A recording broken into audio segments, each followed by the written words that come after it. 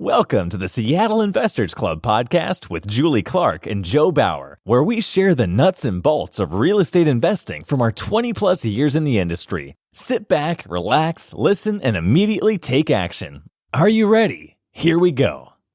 Welcome to the Nuts and Bolts of Real Estate Investing podcast. My name is Joe Bauer, and I'm here with my co-host, Julie Clark. Julie, how you doing today? I'm all good in the hood, Joe. Back from vacation, and I'd like to say relaxed, but that wouldn't be true. I think I am not relaxed because I am paying the price for leaving for a week, but excited to get back to it. So much exciting stuff going on in our world here in the Pacific Northwest, which might not include you, though, Joe. Where are you at? I am outside of Denver, actually, in Littleton, Colorado, getting the van service before we go and find some more snow, which I'm not really sure where it's going to be yet, but hopefully somewhere close. Yeah. So the van service, have you had any crazy stories on the road with the van breaking down? Has there been good question. I had to change a water pump the other day because we froze it like 3 times and broke the internals, and it shorted out the rest of the fuses in the van, and that was interesting. God, so you're actually, not only are you living the dream, but you're learning how to be a mechanic on the road as well, it sounds like. Yep, all kinds of stuff. I can now fix water pumps in vans, and shortly I'm probably going to have to do some other stuff. Winter weather is hard on vehicles, turns out. Well, we're glad that you're safe, and we love watching everything that you're up to today with your co-pilot, Emily, right? Yeah. Absolutely. Today, what we're also excited about is we've got some co-pilots on the podcast with us that I think all of you know, and if you don't, then I don't know where you've been in the world of real estate investing, but today we are excited to bring back the co-CEOs of Fixated Real Estate, Tarl and Grace Yarber. What's up? Yeah. How's it going? Hi, everyone. Woo-woo! Yeah, guys, we're going to have some fun today. We're going to get all super amped up and excited. Of course, we always want to know what our friends Grace and Tarl are up to, because they are probably doing more interesting stuff than most of us do. I imagine they're busier than most of us are. As well, with all the events and speaking engagements and companies they own. And today we're going to check back in with them as they continue to grow their empire of, properties and education companies and meetups and everything else under the sun. I can't even keep track. So we're going to let them tell us today what they're up to. And we'll sprinkle some extra goodness on top at the end. So what's up, guys? Welcome. Well, we are just super excited to talk to you guys because you guys, whenever we talk to you guys, just hanging out with friends more than anything. We haven't hung out in a while. I don't think I've seen Joe since Christmas last year. I don't think I've seen Joe since Christmas last year. Yeah. That is true, though. We should have a hangout. Actually, the person that I've hung out with most recently is Grace. Grace and I went to the movies, remember, with a during couple the week. Yeah, during the middle of the week. Well, Enrique was with us. That was what did we go see? I can't remember what we went and saw. What was that? About the rock climber. What was that? Oh, yeah. What was that one called? Free Solo. Yeah, Free Solo. It's as if it was yesterday or 7-8 months ago, whatever it was. Right. No doubt about it. So what are you guys up to? What's going on in the busy lives of Tarl and Grace Yarber? What are you doing? What are you buying? What companies are you starting? Which companies are you growing? What kind of parties are you throwing? And what kind of big badass other things are you doing?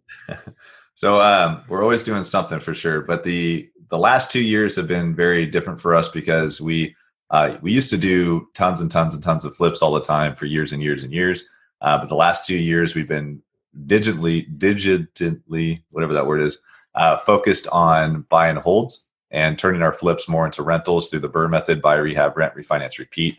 And we've also taken a step back quite a bit from being workaholics in the real estate world. And we've traveled 229 days in the last 2 years. So not as much as Joe, because his is just a 24-hour travel situation. But for us, we were able to travel a lot. Last year, we did 127 days, and we've been able to work just remotely and have a lot more fun the last 2 years and a lot less stress. But just working smarter, not harder. I mean, we've heard that term tons of times in books and speakers, but we've been really, really focused on that. And on top of that, we've just decided to do more events through the Pacific Northwest Big Badass Real Estate Expo. So we have the 2021 coming up and in July. So we're gearing up for that finally. That's now February, and we got 5 months to get that thing going, which is actually a new thing for us because typically every single year we only plan 3 months in advance. This year we're 5 months in advance, which is insane on our side. I give you mass credit for doing that, right? We awesome also stuff. Just got a puppy. And 13-week-old mixed German Shepherd and mixed Boxer Pit Bull. Yep. Super cute. Oh my gosh. We have a baby on the way, which is new. What? You just outed yourself? Heck yeah. No way. Whoa. Guess what the due date is? The same week as the Expo. Bingo. Yeah. Ling-a-ling-a-ling-a-ling. Holy smacks, you just said that out loud. Congratulations that you guys. I mean, boy, you talk about you've been planning for 5 months for the Expo. You have 5 months more to plan. Wait till you see what happens next year. You better start planning the day that kid comes out because your life is gonna be. I cannot wait to see what the future holds for you guys. So happy for you. Congratulations. Thank you. We cannot be happier. It was funny when a few weeks ago when we were at the baby doctor place and they were doing all the stuff. Ultrasound. Yeah, there you go. That thingy. And they were like, okay, well, it looks like the due date's wrong. We thought it was the first week of August. It's actually, around July 19th. And we're like, and my first words out of my mouth was, well, that sucks. And it was like very awkward pause. I look at the doctor, look at Tarl, and I'm like, oh, shoot, I need to like start defending here. And I'm like, no, we are very excited. We are waiting for this baby. He's very good daddy. Yeah. It's the same week as the Expo conference. Yeah. So. And then when we explained it to the doctor and she's like, yeah, I get it. Your situation, that sucks. Oh man. Yeah. That's going to be exciting to see how that all goes down. I don't know, Grace, you might end up on the big screen. We're going to go live. Yeah. I would not be surprised. That's right. So fun. Well, boy. Yeah. I mean, it's crazy, to think about everything you guys have done up to this point in your careers and your lives and how, even all the best planning in the world is I can tell you from experience, is gonna not be your own anymore, for the next 5 years, but I can't wait to see how you guys, I'll say systematize the situation and get it all worked out, right? Practicing on a puppy, we figured we have, several months ahead to see like how we can apply some strategies when the baby's born. Working. So we're when the baby's born, we're gonna have a clicker and a treat bag, and that should work with the baby too. Yeah, exactly. Well, oh man, this is going to be some good stuff. So again, congratulations. Can't wait to see. So your life is changing. So let me ask you though, in the last year or so, you guys made these changes. You switched from flip to doing more burrs. What do you think was the thing that allowed you to do that? I mean, obviously, a burr you're still essentially flipping to hold, right? Yeah. Flipping the hold. So are you saving time by doing that? How did you end up being able to travel all those days? If you're flipping to hold, you're still having to flip a little bit. Tell me, how'd you free up your time? Well, a few ways. Like the biggest thing for us, which not everybody's going to be on board with this decision we made, we realized we don't have to make way more money. So like as far as active income to have the lifestyle we already had. And so we made a conscious decision going like, okay, do we sit there and continue doing, 40, 50 flips a year that, the rehabs are between like 60 grand to 300 grand and have all this staff and make the same amount of money as if we did less properties and just did better properties and had less stress with a smaller staff. And because when we looked at our 2016 income versus our 2017 income, we made the same amount of money personally. The company made a lot more money in 2017 than 2016, but we personally did not. And that's because we had more overhead. We had more costs going out, and it just didn't make. But we worked harder, and it didn't make sense to us. So we also realized too that even if we're making 7 figures or whatever it might be, then for us that money just goes back into investing anyways. And so it wasn't changing our lifestyle. So why not just have the lifestyle we actually want, which is to travel and be with each other and have low stress business and impact others and have our team make more money. We actually shifted it over to where most of our team now is just profit share. When we used to pay them all salaries, they make more money than they ever did. But it's because we decided to go that route. Even though we're doing less properties than we used to, they make more money. But Grace and I also work less because of that too. So and are you doing your Burr properties in state in Washington or out of state, or what are you doing? Because you guys travel so much. Who knows? Yeah, everything that's Burr is in state right now. We're looking out of state because of 1031 options and stuff right now. But even though we're out of state, like we designed everything, Grace and I, and with the help of our team, to where we can run our entire business off our phone. If we can't run it off the phone, I don't want to do it. Nice. So that's the biggest thing for any tech, any system. It has to be able to be run on the phone, or it's a no-go. And that's it. So basically, lowering your standards as far as how much you have to make. So on one side. And then I feel more relaxed just talking to you, having you hear you say that. I feel more relaxed.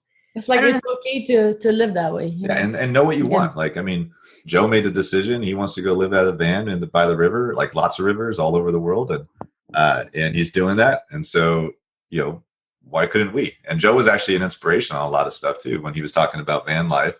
And we're like, well, crap, why aren't we doing stuff like that? And so that's why we started making some choices and some big decisions, and life's better. So thank you, Joe. It's all your fault. Yeah, I love it. That happened to me too. So thank you, Joe, very much. So Joe's here to set us all straight. I always talk about that with people, that Joe is, everybody's always doing this grind to get to what? Probably to what he's already doing, because he just said, fuck it, I'm going to go do it.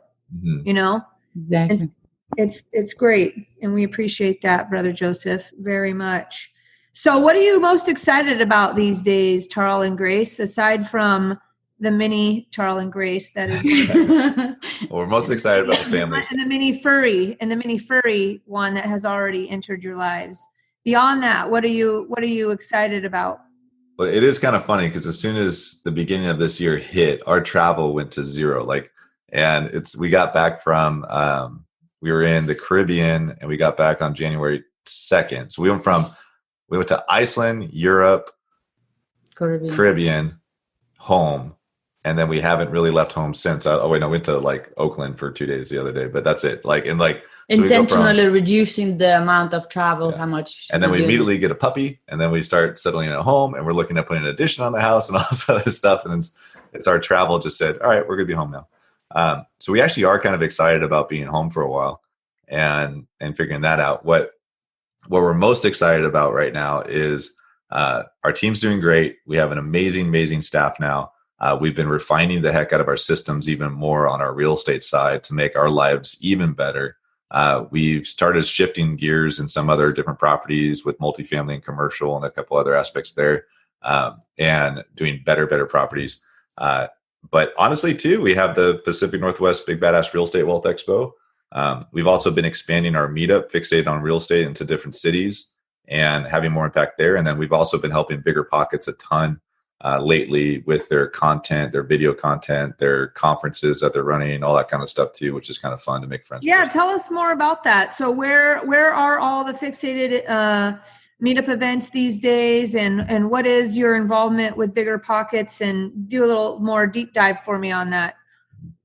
So Fixated on Real Estate is mainly based out of Bellevue. It's pretty much, we call it it's like Bigger Pockets, but in person. So no sales from the stage, everything, no BS from the investors. Like if they're speaking, they have to actually be a real investor, and they're vetted out highly, and they can't sit there and sugarcoat it all. They have to say the nitty gritty. And lots of networking and so forth, that we structure our events to be that way. But we're doing right now, we have 4 locations. So Bellevue, Tacoma, Yakima, Moses Lake. And we are slowly expanding it out because we've been building out SOPs and processes to make a quality control situation. That's our biggest thing, is to make sure that the quality control of our meetups are just as good, if not better, than the headquarters one. And so that's been our slowest growth, is making sure we're having good QC. And then Bigger Pockets has been great. We've been doing videos for them. So on YouTube, you can go on their YouTube channel and see a bunch of videos we've been posting there. Their Facebook, every Wednesday at noon-ish, we go live on their Facebook page for some sort of property walk or a deal analysis or whatever we got going on. They just had their conference last year in. So it's like a weekly check-in with Fixated on real estate and what you guys are up to that day, and you just record it? Yeah, we typically are walking a house though, or walking with another person on properties or breaking something down. So it's an update on our stuff. We're just using the BP channel to broadcast it to their 1.3 million users. So, nice. Which is better than our bandwidth. So we'll use theirs. But and then of course the Expo's coming up, so we got a lot of work there, and we want to make it better than last year. And Grace spends a lot of time working on that with me, and we probably the closer we get to the conference, the more mine and Grace's brains will be completely around the conference itself and less on real estate, to be honest. And so are you guys just actively still the same deal flow, or you were pretty much having deals brought to you in the past, right? You didn't necessarily, you were networking and, you're plugged in enough that people are just bringing you deals, right? Are you, and you're like I said, still you're wanting to buy what now? You're like buy and hold on single family residential? Or are you guys doing any of the ADU, DADU stuff or commercial or multifamily? I think I saw you guys bought a commercial building in Tacoma or something? We got two. On the same street. They're right across the street from each other. So yeah, we're our first ones. And now is that your first commercial buildings? What's the plan there? What are those like? We got two very different ones, even though they're directly across the street. One is only standing up because it's leaning against the building next to it. And so that's a full rehab craziness thing. But the reason why we bought that one was because of the lot in the back. All our architect and engineers are right now working on being able to put 9 apartment units in the back. And so we'll have a commercial micro units. We'll have a commercial office space in the front, and then a mixed use micro unit in the back. And that's why we bought that place, because we knew we would have no money into the office building just by itself, and then have the addition as almost like a free addition for the micro units. Nice. Across the street, Grace and I can have her tell you more about this one, but we had a 1031 that we needed to place money at. And it just so happened that a property came across the street that was already A-class property, and we had a bunch of money to roll into it. So we said, screw it, it's right across the street.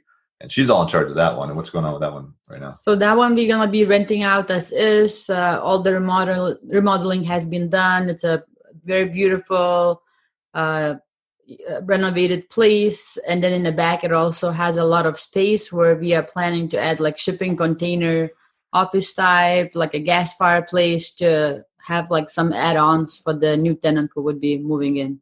And nice. And it also has the exact same lot layout size in the back as the other one, that we can also build micro units in the back of that one too, if we wanted to. So nice. Look at you guys. Good stuff. All good stuff. I might actually have some off-market Tacoma commercial stuff coming up, more like standalone building type of stuff. Maybe I'll run by you guys if you're in the market for that kind of thing these days. Wow. So Grace, you shifted gear. Let's hear from you a little bit. You shifted gear. You're about to shift again, big time. But, from, I don't know, how many years has it been now that you started working with Fixated and Tarl full time in your co-CEO role? How long has that been now? October 2017. October, November 2017. That's when I quit my software W-2 job to join in forces with Tarl to be full-time with our business. Prior that, I worked for a nice software company, and then also managed our rentals as a part-time. So since then, it has been really refining processes. I think we are those type of people that don't settle in and keep refining our systems, process, communication between Tarl and I, and he has actually hired his assistant, and so we added a couple of team members as well, and that has been a great journey, and I'm very excited for the later this year. I think it will make us even better planners in preparation for the expo, in anticipation that I will not be wanting to put my mind and my physical body there when I will deliver the baby in July. So that'll be an exciting journey to be prepared for that. Yeah, we always rely on Grace so much for the conference that now the team and us are like, okay, we got to rely on not having Grace anywhere near the conference. So I'm hiring my replacement for the day of and prior the expo to onboard a nice person.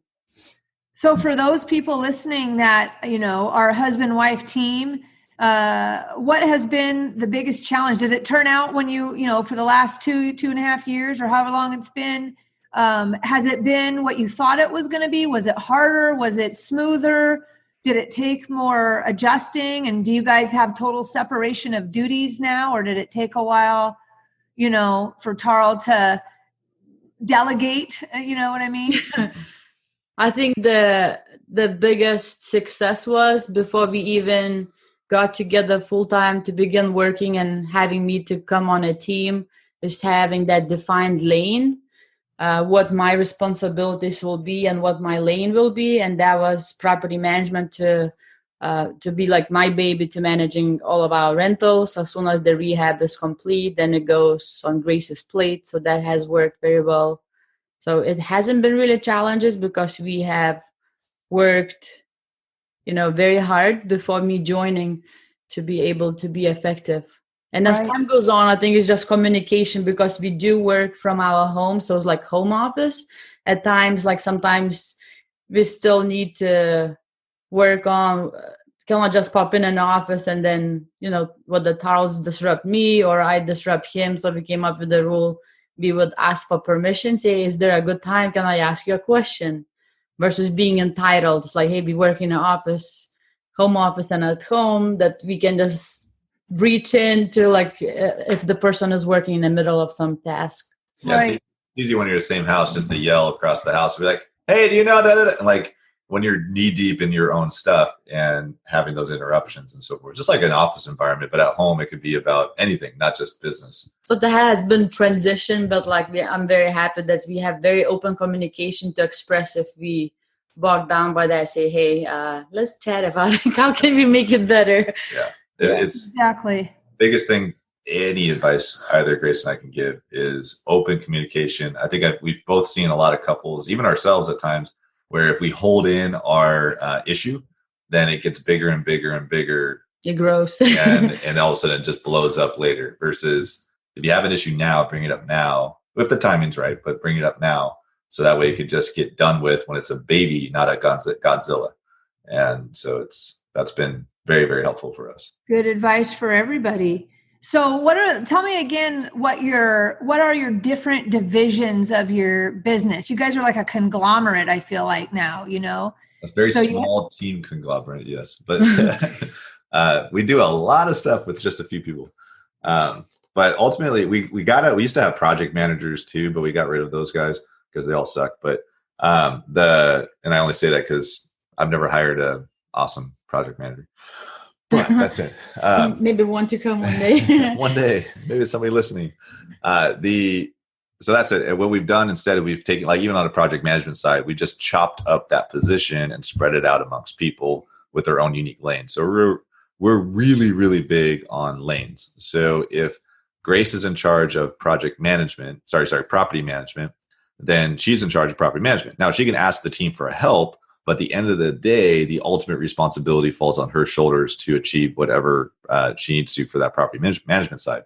And, Serena, who's on our team, she's ultimately charged when it comes to project management. She's in charge of everything after sheetrock's up. So if it's anything rough in, she can help with it, but she's not in charge of it. She's in charge of everything after sheetrock. And that includes finishes and all this kind of stuff and floor plan designs and everything too. But so we just try to break that all stuff up. And then Nate charged 100% of acquisitions, right? But then when it starts getting into the event side, then we all have our different roles, and we have other staff that aren't involved in the real estate business that are involved in our event side now. And we're just really big on that. It's like, who ultimately owns it? And then does that person need help? And do you guys self-manage your properties? Yes, yeah, Grace does. Yeah.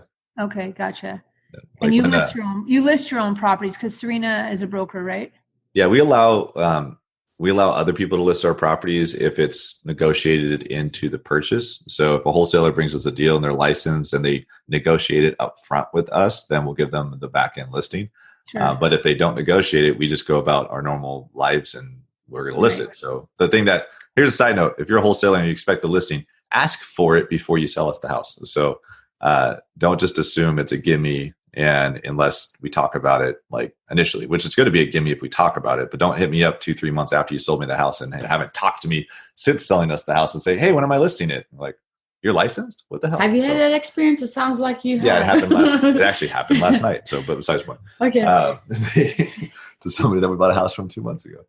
So what's a day in the life of Tarl look like? Like are you an early, like I'm an early riser. I'm up at, actually it's different times of the year I get up earlier or later. For right now, I feel like I'm getting up around 6:15, but normally I get up at around 5:30 because I like to, once you have your little ones, you will understand how important it is to have your sanity before you have to deal with them.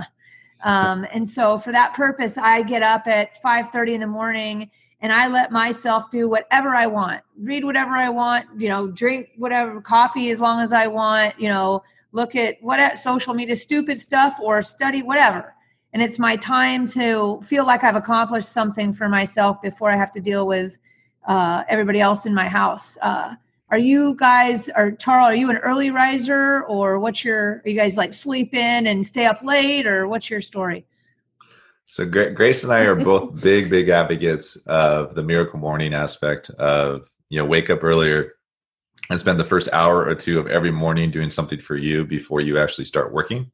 But I can tell you that since we've been pregnant, we both have liked to sleep in a little bit longer for some reason. I think Tarl was like half pregnant. So I'm like, oh, Grace is sleeping until 7. I'll sleep till 7 too. That sounds great. And then, but typically, I mean, in an ideal situation, the latest either of us want to wake up is 6. Okay. And, we feel rambunctious than 5:30, but the 6 is a target that we hit for years. But for some reason, now that I'm pregnant too, I'll sleep till 6:30 at times or 7, just because I like snuggling with Grace, I guess. But that's a moving target the last couple months. So, it's good. But yeah, our ideal situation, both of us, and this isn't just me, Grace is the exact same way, is wake up and we do a cold shower, which we really, really advocate on, because we don't want to do it, but it forces you to do it. Then you start your day like just doing it. So it's actually a really good habit to get into. I know Joe's practiced that as well with Wim Hof and all that stuff. Heck yeah. Yeah. Go. Me? Go. No. I'm warm shower, guys, in case anybody's interested. Yep. Both. Yeah. So, and then definitely big advocates on reading. We're really both like to read in the morning, have our coffee or tea, depending on what we're drinking, and then maybe do meditation and stuff, box breathing or meditate. And we don't look at the phones. And we don't look at the phones. Ideally, we don't look at the phones at all until like 8 a.m. And unless we have like something scheduled earlier that we have to deal with. And that's our morning. So, and then once 8 hits, let's go time. So.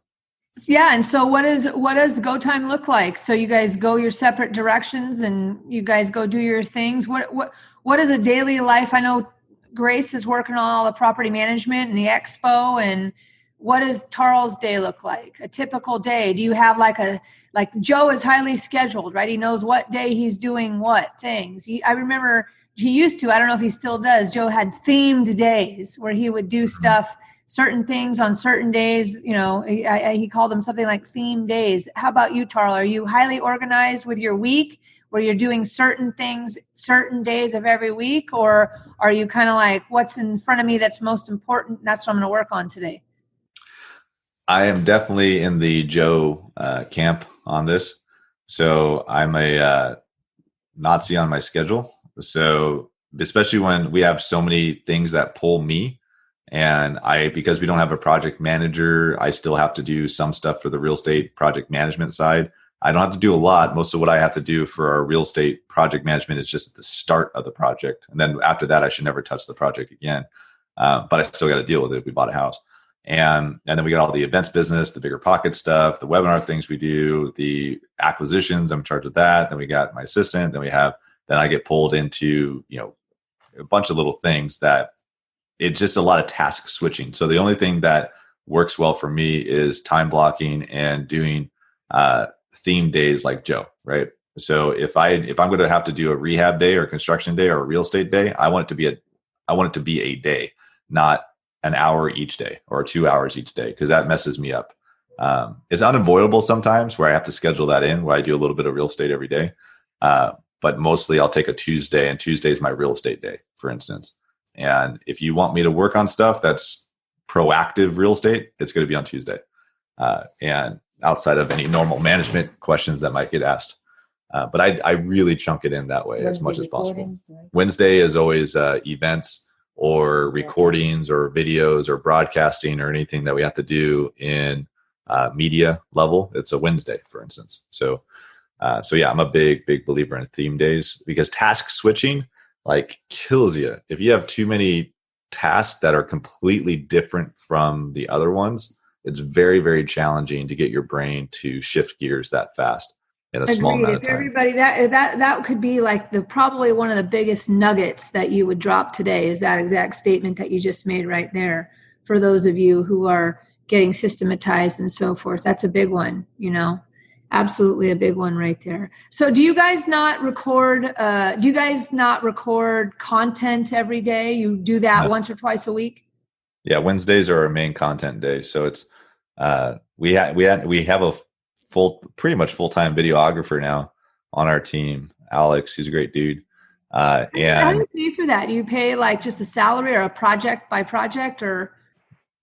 So it's a mix, because we're able to have Bigger Pockets actually helps pay for part of them now because of the content, and then we take over the other part. He's an independent contractor, so he's not salaried or anything, but it's his business, that kind of stuff. But he is definitely part of the team now for sure. And so it depends. It's kind of it's a mixed thing, right? So we still, I don't know how to say it without talking too much about it, but sometimes it's project based, right? And sometimes it's trade based, but it's ultimately at the end of the day, he's with us full time, and we work it out based on that. So I don't know if that makes sense, but anyways. Good stuff. Yeah. And so, Grace, what is your favorite part of your involvement with the whole fixated world? What's your favorite part?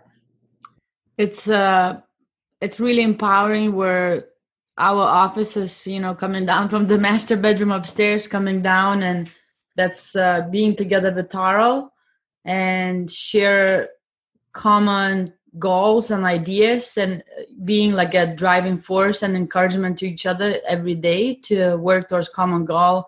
And that means having quality of life, empower our team members that work with us, and then the profits that we make to actually give to those in need in our community. We are very active volunteering and also fundraising for local veterans organization like Travis Mills Foundation. So I think that's most exciting thing, not having commute to regular office.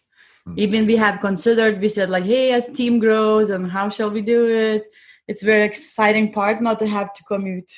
Oh yeah. Does the team come to your house for meetings, or what do you do? Yes. Yeah, it's funny what Grace said. Yeah, Grace hit on something that's probably our biggest thing when it comes to staff.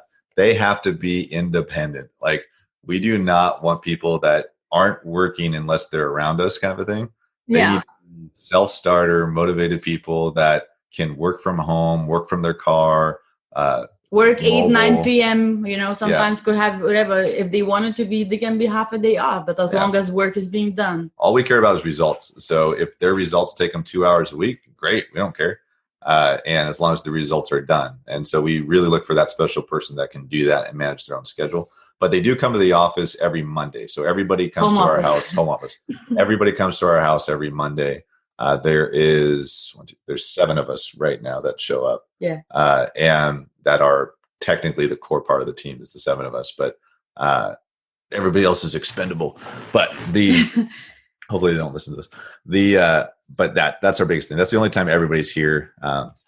My assistant Rosie shows up maybe 3 days out of the week here, and the rest of the time she works from home. And yeah, it works out for us. Now with the baby, we do want to add an addition to the house, so that way we can have a separate, maybe an ADU that we work out of. And I don't want to get into this on the podcast, but that's going to be hard right now because our private road, we live in the mountains, just collapsed in a landslide. And it's hard to get materials here right now. So how do you get to and from your house right now? Yeah, if anybody is following us at all on Facebook or Instagram, you can see the photos there. But there is our neighbor that has a private driveway that goes to the main road that we can use, but it's literally a 1-lane, super windy uphill road that's like not meant. It's not meant for. You can't have two cars going opposite directions at all. Like you have to have one backup all the way and stuff like that. But it's just his driveway and everybody else. So there's 12 homes that are in our little community here in the mountains that is landlocked. Technically, we don't have a road to get out other than this guy's driveway right now. So wow. So we're working on that. That's about a $200,000 to $300,000 fix for the community. Who pays for that? Insurance or? Nope, we do. So why? Private road insurance. Homeowners insurance doesn't cover. It's a private property with the easement. And King County roads won't touch it. We've already had them out here. And insurance, it's not an insurance coverable thing? No, landslides, that kind of stuff. I mean, so you got to think it's your property, not your house. So, something happens to the land on your property. Does your insurance take care of that? Or do they take care of the house? So they typically insure the house. Yeah. Geez, that sucks. Well, tell me about it. Yeah. Check out their social accounts if you guys want to. Some of you may be affected by that as well. So, but Tarl, aside from being in Grace's presence every day, what is your favorite part of your world? That's pretty much it. You named it. So I'm not kidding. I'm not just saying that. Like, it's awesome. The Grace and I made that decision a couple of years ago. Like, what did we want? We just want to be with each other every day if we can be with each other every day. And it's incredible when you finally make a decision to do something, how easy it actually is. That was the hardest part, is to make a decision and give that permission to yourself. Is that okay? Can we actually do it? Like the questions that I've been asking myself. It was very emotional decision making, how to exit my job at that time. And the rest is history now. We're just really grateful right now on a lot of levels. And, we have, even though despite the stupid ass road thing, we have a great home. We got a ropes course in our backyard, and I can't get materials for it right now, but whatever. And then we have a gym. Everything's just fine. Like, for us, everything's good. And how many? So everybody knows and can feel excited about it for themselves. I mean, you guys grinded it out for years to get to this point. How long do you feel like you grinded out? Was this like a 10-year path, Tarl, or I know the last few years have looked different, but you've been in the game for more than 3 years, I believe. So how long has that path been for you? Just to give everybody hope and put it in perspective. So technically I got introduced to real estate in 2005 as a wholesaler, and then got out of it in 2006, like, luckily. And then I went full-time real estate investor with some partnerships in 2011. And then in 2014, I left that partnership. That's a long story. And started Fixated Real Estate at the end of 2014, and have had that as my own. And then Grace and I met, and then when we got married, she became full-time with us in 2017. So from 2011 to today, we've done about 600 flips or so, give or take. And that includes, everything we've done. And we... Up until 2018, you would say you grinded. Yeah, up until late 2017, half of 2018, because we were making up by letting people, by changing our systems the first half of 2018. So for the last, I'd say 18 to 20 months, we haven't been grinding at all. So we've we've just been, and it's honestly though, like we could have done that sooner. It's just that decision. Like we got finally really clear on what we wanted. We were just grinding to grind, and we had no purpose other than that. We're like, okay, we did 30 houses last year. Let's do 40 this year. Okay, we did 40 last year. Let's do 50, right? So, but for what? We had no reason, just because we're supposed to, because our ego says we got to do more, right? And we finally got clear going like, what the hell do we really want? And we did that with our team too. We had a whole team retreat, and we said, hey, why are you even working with us? Right. And we did the same thing Grace and I did for ourselves. We did with all of them, and we figured out what they really wanted, and we got their buy-in to shift our business structure and change everything we did. And just so we can all have what we really want in our lives. Like right now, Serena, who's been a key component of our business for years, she's in Miami right now. Right. So like, but this last year, she's been to Europe, she's been to Hawaii, she went to South Africa. She's starting to travel almost as much as us. So we got to work on that one. But she's living what she wants. Nate's making, everybody's doing their thing, but that's because we did it not just for ourselves as a family, but we also wanted our team to be a part of that. Right. And I think the message for everybody here is, which we talk about at Seattle Investors Club and on this podcast a lot, is there is no success definition. It's all individual. This whole thing, this whole game, the whole real estate investing or real estate in general, or whatever you do in life, is individual. It has nothing to do with how many deals you do a year or how much money you make and how much you stack up against this and that, listening and watching and reading all these things. It is simply about setting what you want for yourself and then making that happen, grinding it out to make that happen. And you have all the help of people like Tarl and Grace and hopefully Seattle Investors Club to help you get there faster than maybe people were getting there, 10 years ago, because you have so much information now. But yeah, I mean, you don't have to grind out 50 homes a year. You just have to do what makes you happy. I myself went through that process as well and feel, like Joe, like you guys, like me, super happy making a bunch of shifts to really just be like, what?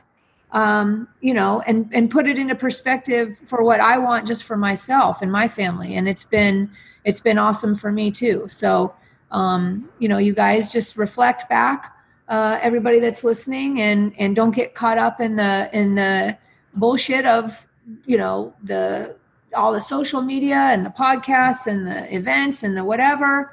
And stick with people that have the same, can support you in that way and, celebrate your wins. And one of those ways to do that, as I transition over, one of those ways to do that is this July, right? July 10th through the 12th. You guys, I know you guys have heard about this. I know I'm talking to everybody who's listening. If you haven't heard about it, your head is in the stand. And that is the Pacific Northwest Big Badass Real Estate Wealth Expo, which is founded by Tarl and Grace. And you can tell just by listening to this podcast today what they're all about, which is about what this conference is all about. So Tarl, tell us, and Grace, tell us a little bit more about the upcoming exciting expo that we got to wait till July, unfortunately. But tell us about it. How many years is this now? This is year 4. So 4th year we're doing it. And this was the 4th year that we said last year we were going to do it. If you went it to the first year, that we said we were actually going to do it. Again, last year, 2 years ago, if you asked us if we were going to do it, we say, hell no, we're never doing this again. And we're doing it. We're now 4 years. But so this year, are you saying you're not going to do it again? Or are you like, hell yeah, we got it down? We're going to do it. We'll do it again. So we actually literally just talked about that this morning. And actually we're committing to another contract to do it again. Anyways, doesn't matter.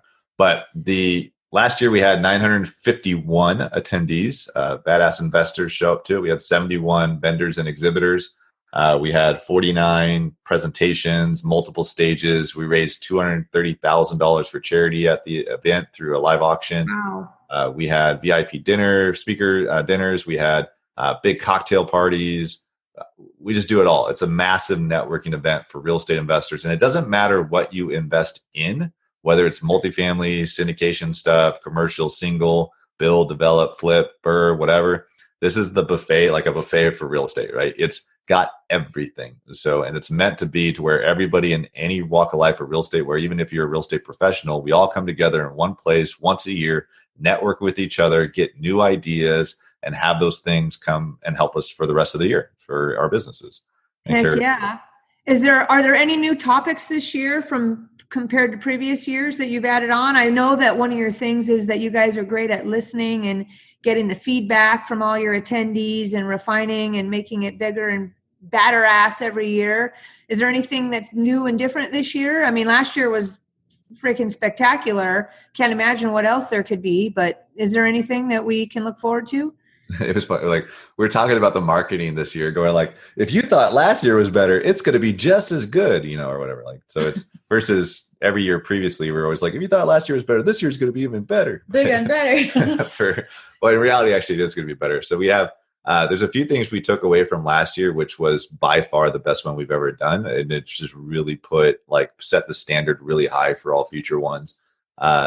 This year, we realized from last year that I think we had too many vendors. Like, that was a big thing that we kind of took away, going, we just had too many. Like, why have 70? Why have 80? Why have 100? And let's just have 50 super qualified, they're going to help you in your business type vendors, so that there's more time to network and more time to be able to work with those type of people, versus when you just start like overwhelmed with too many and maybe you miss the one you're looking for. So we're vetting those out more thoroughly this year, so that way they're just a better, higher quality. We also are toying with the idea of maybe too much isn't always better. We had 49 presentations and we had a bunch of workshops. So we were going to switch a few gears and go like, okay, well, why don't we just do better content all in all, right? And allow speakers to have a chance to deeper dive into topics and so forth, based off of some of the results, some of these surveys that we've had. We're still going to have like probably 40 plus presentations and so forth spread out, and multiple stages and all that great stuff. But we're going to shift the topics to be more less broad and more specific. That's the big thing I want to focus on. And because the event is meant for everybody, even brand new people, for sure. If you've never invested in real estate before, it's a great event to go to, but we don't gear it to the brand new person by any means whatsoever. So if you are brand new showing up to it, you're going to learn a ton, but there's no how to start in real estate investing program, right? No, but I think what there is exposing you to all the different types of real estate, transactions and real estate investing lanes, so to speak, that everything, multifamily, commercial, short-term rentals, syndication, all that stuff. I mean, you're really going to get the menu, like you said, that you might be able, if you're new there, the reason why you should go is because you're going to get to see what it's all about and pick which one interests you the most, so you can go focus in that direction. I think that's helpful for people. Oh, right? Agreed. And I think the best advice we can give to anybody showing up is that you can't do it all, right? So you're going to be exposed to so many different vehicles and lanes and unique opportunities to invest in real estate or work in real estate or wherever it might be. And it's very easy to say, oh my God, I'm going to syndicate. I'm going to buy multifamily. I'm going to flip these houses. I'm going to burr rent. Oh, what's this wholesale thing? I'm going to do that too. I'm going to become a private cap. It's very easy to do all that. Instead, go taste each one of them. It's a buffet, right? And then the one that you like the most, go dive more into that one, right? So that's how I always saw it. Like for me, we got stuck in flip for so many years that going to an event like this would help me go, all right, I don't want to commit to going to a whole conference only on multifamily, right? So I want to just know more about it. So this event allows me to learn more about it enough to where I can go, okay, cool. I want to go learn more. So I'm going to do that outside of this event from the people I met at the event. Exactly. Right? So it's allows you that opportunity to taste the different types and meet every walk of life of real estate investment and every type of professional as well. Can't wait. Have some heavy hitters coming to town for this expo. Man. We do have our good buddy, Mr. Brandon Turner, coming back. We're excited always to have him. Last year, we had Ken McElroy, who has 10,000 units, and he wrote the book on ABC Real Estate Investing. So he'll be back again, too. And we're going to change what they're going to do a bit, but they're definitely going to be there. We're changing. Keynote speaker this year? we're 5 months away. Give me some time. Jeez. All right. So working on it. Just happy we have a date. But that's at the we'll do another one of these, I swear, and we'll have it all lined up. But one slightly different thing we're doing is the first day of the conference is July 10th, and it actually starts in the evening, and it's a big ass party. So we're doing it at a separate venue from the main venue. It's right across the street. So the main venue is at the Hyatt Regency downtown Seattle, which is a big, beautiful venue. But right across the street is the Hyatt Olive 8, which is also super gorgeous. And we rented out the whole thing to run a big ass party there Friday night as a big, huge networking kickoff party. So there'll be, 1,000 plus people there. Network. We'll have all sorts of cool stuff, entertainment, whatever. And so we're going to launch it out big time that way. And then as long as nobody's too hungover, we actually start it early next day on Saturday. So for the actual conference, and then the conference itself is 2 days, Saturday and Sunday. So Friday night, big ass party, and then full days, Saturday, Sunday. And we might have some surprise bonus stuff in there thrown out that might, make some things happen a little bit longer for people if they wanted to, but we'll see how that goes. Awesome stuff. So where can everybody go find more info about this, including ticket prices and all that stuff? And you guys better go look soon because there's some early bird pricing that you're not going to want to miss. So if you're listening to this right now, as Tarl says, jump on your phone, check it out, get your ticket early. Where can they go find this info? Yep. So go to pnwrealestateexpo.com. That's pnwrealestateexpo.com. I can tell you right now, we do raise ticket prices almost every single month. Next ticket price goes up March 19th, I believe. Right now, tickets are $349 for an individual, and they're going to continue to go all the way up to $700 by the time we get around the event. So if you have any intention on going or interested in it, you are definitely benefited to buy your ticket sooner than later. And we did sell out last year. So everything's pointing right now that we will sell out again. Guaranteed, guys. So get there. It's going to be, it's not only that, it's fun. It's absolutely amazing. And you will come away with so many nuggets and so many relationships that everybody's in a good mood there. Everybody's there to learn. Everybody's there to share. Awesome. You guys going to have a round where you're raising money for Travis Mills Foundation again? Oh yes, definitely. We raised $230,000 last year. We plan on raising more than that this year. And $230,000, what translates for Travis Mills Foundation, it basically allows them to bring 100 veteran families into their retreat in the state of Maine, where they can do adaptive sports for an entire week, bond with other families and kids, and be actually having maybe their first vacation. So that's what the Travis Mills Foundation does. So 100 families will be affected because of the event. These are severely wounded. So you're talking about double amputee, single amputee, spinal post 9/11, post 9/11. So they're severely wounded warriors, and the Travis Mills Foundation does an amazing job taking care of these guys. Amazing, absolutely amazing. Great experience. So I'm going to steal this right off your Expo site, and I'm going to, because it sounds so eloquent. I don't know, maybe Grace, you wrote this, but if you guys are listening and if you are involved in real estate in any way, this Expo, the Pacific Northwest Big Badass Real Estate Expo, is absolutely your event. Whether you're new, experienced, middle, wherever you are in this game, this event is for you. This is the only real estate conference and expo in the entire Pacific Northwest. Absolutely, as you can hear from Tarl and Grace, geared. And West Coast now, by the way, because we haven't found another one anywhere around us. There you go. Right? You guys selling T-shirts and stuff too, right? We did not, but we will. We will this year. Yeah. We've never. Who designs those? Just curious. Does Serena bust those out or?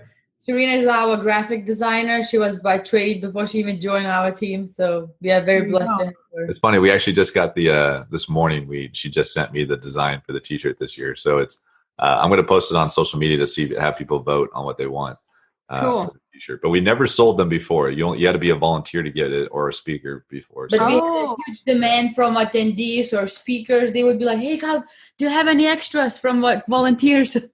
Because don't get me wrong, selfishly, there's no money in selling T-shirts. So that's why we're like, why do we want to sell T-shirts? That's a lot of logistics to deal with that. So we're doing it because people want the T-shirt. So that's why. I get it. I want one. So there you go. All right, guys. Well, we're going to wrap it up here because we all have to get back to work or relaxing or snowboarding or whatever we're going to be doing today, tomorrow. And we can't wait. Love hearing your story. And again, congratulations on your upcoming special event that is happening for your guys in your life. That's what makes me the happiest here today, of course. And again, Tarl, one more time, where are they going to find out? Where are they going to find out about your meetups, by the way? Put that on there. So PNWRealEstateExpo.com for the bestest thing in the whole wide world. And then our regular meetups, you can go to fixatedonrealestate.com, but also meetup.com and look up Fixated Real Estate, and you'll find that's a better place. We like sending people to meetup.com for our meetups more than anything. Excellent. And how do they follow you on Bigger Pockets and watch all your good videos and stuff and all the content there? So I discovered Instagram the other day. So we've been getting to use that. So my handle, I think it's called handle, is at Tarl Yarber, Yarber. But we are on Facebook. I do use my Facebook more for a personal thing. So if you friend request me on Facebook, I might not accept it. But our company, Fixated RE, is all over Facebook and Instagram. And then Grace Yarber on Facebook. Yarber Grace on Instagram. On Facebook. Yeah. Okay. So yeah, that's how you get a hold of us. Awesome sauce, guys.